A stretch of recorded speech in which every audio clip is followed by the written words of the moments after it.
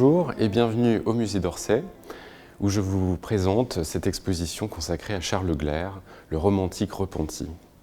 Pourquoi fallait-il donner une place à Charles Leclerc au Musée d'Orsay? Bien qu'il soit largement méconnu aujourd'hui, il la mérite beaucoup, parce que d'une part, il a passé toute sa carrière à Paris, plus de 35 ans, à partir de son installation en 1838 jusqu'à sa mort en 1874. Et c'est là aussi qu'il a fait ses premières études en tant qu'étudiant à l'École des Beaux-Arts de Paris en 1825. C'était aussi un Parisien d'adoption, c'est une capitale qu'il a beaucoup aimée. Il avait énormément d'amis qui lui rendaient visite dans son atelier-salon qui se trouvait à 2 pas du musée d'Orsay, rue du Bac.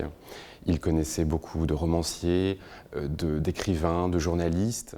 Il s'agit de la première monographie réalisée dans un musée national français.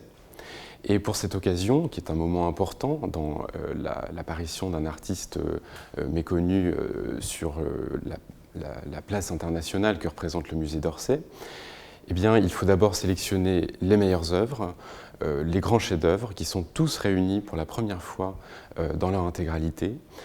Nous avons le chef-d'œuvre qu'il a rendu célèbre, Le Soir. Nous avons Le Déluge qui se trouve derrière moi, qui est prêté pour la première fois par le musée de Lausanne, qui est le prêteur principal de cette manifestation. Et nous avons une myriade d'autres œuvres qui permettent de se représenter toute la diversité dont l'artiste était capable. Nous les présentons de manière globalement chronologique afin de comprendre son parcours, comprendre son évolution de sa jeunesse à sa maturité, de la maturité à ses dernières années.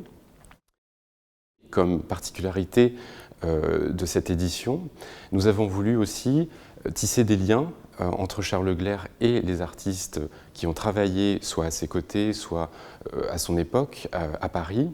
Il y a ses premiers maîtres, Horace Vernet ou Louis Hersan.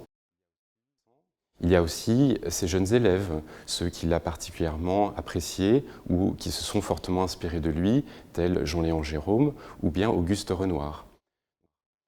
Tout au long du parcours de visite, vous trouverez un certain nombre d'œuvres de comparaison qui permettent de relier, de reconnecter Charles Leclerc dans la peinture française du milieu du XIXe siècle.